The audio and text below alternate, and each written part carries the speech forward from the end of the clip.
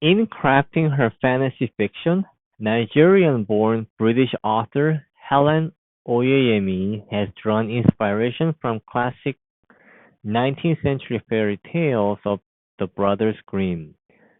Her 2014 novel, Boy Snowbird, for instance, is a complex retelling of the story of Snow White. Okay, so subject is novel, and the verb is. We have a complement retelling, and the rest is a prepositional phrase until we meet while.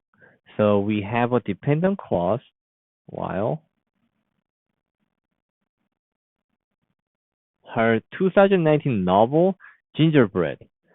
So this Gingerbread is a title of the novel that needs to be restricted, meaning that this if you remove this title, if you just say her 2019 novel, it changes the meaning of the sentence and it's not specific enough for the readers to know.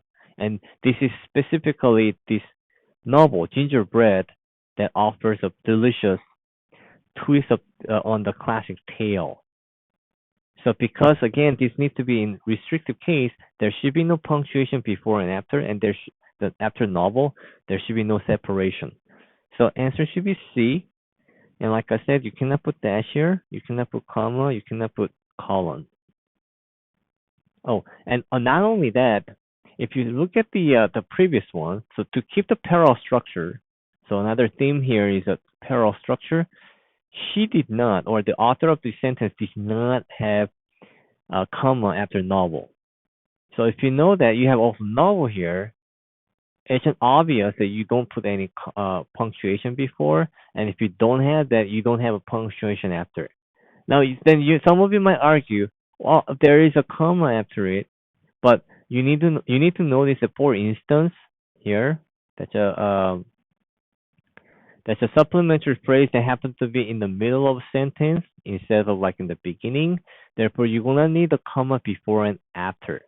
And that's why we have a comma here because of the phrase for instance.